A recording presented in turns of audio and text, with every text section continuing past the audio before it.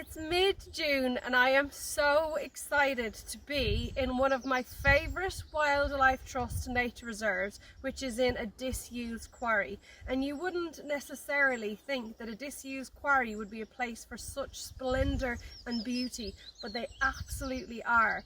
And it's a perfect time of the year for looking out for the second phase of your orchids. So early in the spring we would have had the early purple orchid, and now we've come into June and heading into July and August we're going to be finding our common spotted, our fragrant orchids, and the bee orchid, which is a really special orchid.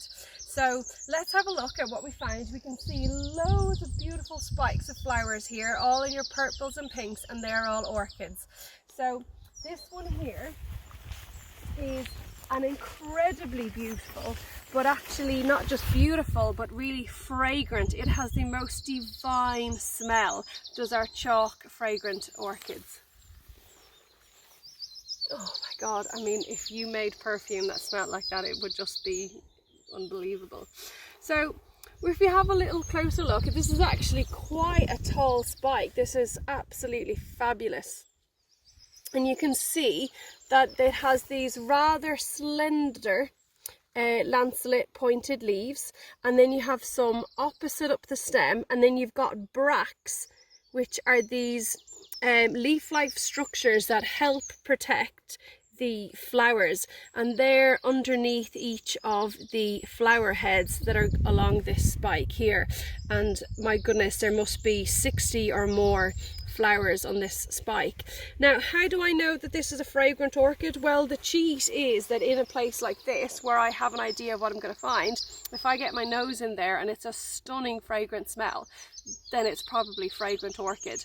Now, in order to have a more specific way of identifying it, we can look in at the petals and sepals and lip of the flower. So you'll notice here that the lip is divided into three, and the middle lobe of that lip is ever so slightly longer than the others. And so this is really indicative of your fragrant orchid. And the other thing I'm looking at is the lateral tepals, which are on either side of the hood above the lip. And the angle of these is characteristic of this plant. So they will be either horizontal or, in the chalk fragrant orchid, slightly pointing down.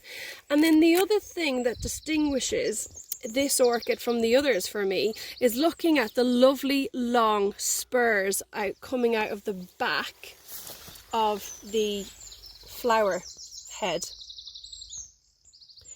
And these are the nectar containing structures for the plant.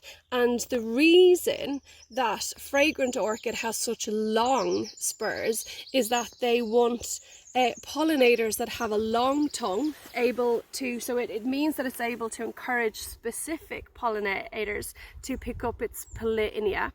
And then what they have to do is, it's a long spur. The nectar is in the bottom, so what it means is that the insect or the moth has to come much closer in order to get the nectar, and then that increases the chances of the insect picking up the pollinia, which are the structures that hold all the pollen on the plant. And then when they fly off and get the nectar from your next fragrant orchid, they will cross-pollinate.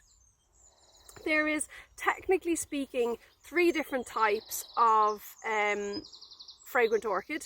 There's the chalk fragrant, the marsh fragrant, and the heath fragrant. And they are very difficult to tell from each other. But the most obvious thing that gives you a sense that this is the chalk variety is actually the habitat. So we're in a limestone quarry here, so we'll have, rich limestone soil, which is obviously where your chalk fragrant is going to grow. Absolutely beautiful. So right next to this we have another lovely orchid, and this is called the Twayblade. And the Twayblade has green flowers, and what's really distinctive about this orchid is the tway blades, the 2 blades here at the bottom. that are opposite each other and slightly overlapping. So it's really useful early in the season. You can get your eye in for those leaves. And then the Twayblade flowers themselves are quite unique. So they're green and they can have a slightly purpley or reddy tinge on the outside, as if someone has coloured in the edges, and they almost look like little men.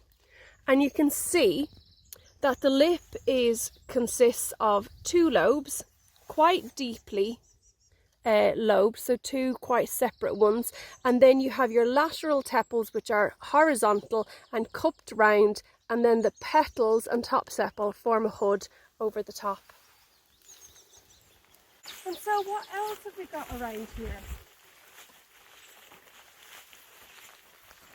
Oh, fantastic. So here we have some common spotted, and the way you know you're common spotted is by the leaf. So the leaf is spotted, not always, but pretty much always.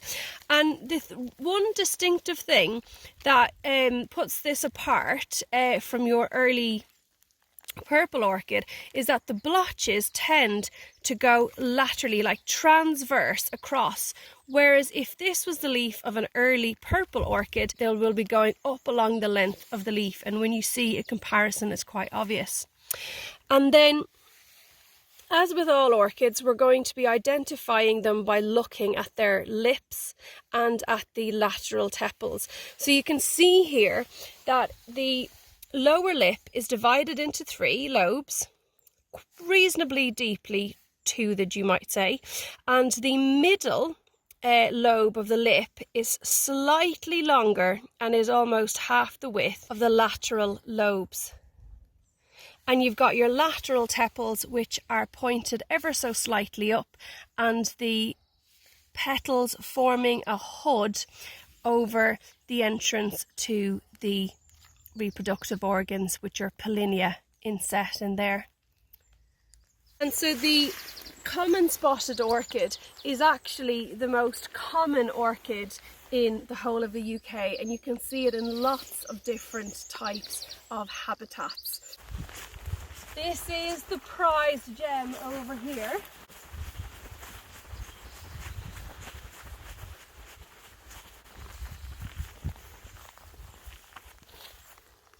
And we have one of my favourite orchids and one of the most distinctive looking ones, and this is the bee orchid. What an exquisite looking plant. It is absolutely superb, and it is designed to mimic a bee. So this plant doesn't actually produce any nectar, and it encourages pollinators like bees to come here by tricking them into thinking that the flower itself is actually a female bee. And it does this in 3 different ways. First of all, it releases a fragrance and pheromones that mimic that of a virgin female bee. So not only does it look like a bee, it actually smells like a female bee. And then the third and final way in which it mimics the bee is the texture, which you can see here. It's actually a lovely velvety texture, so that not only will it smell like it, look like it, it will actually feel like a female bee.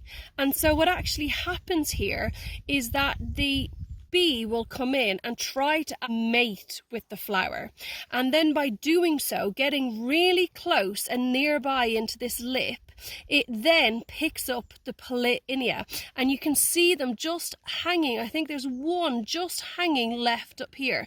And so when they come right in to do their business with the plant, it actually, instead of reproducing itself, it's helping the plant to reproduce. So it'll pick up the pollinia, which is the pollen pockets up here, and then it will fly off to another bee orchid like the one up here and cross-pollinate.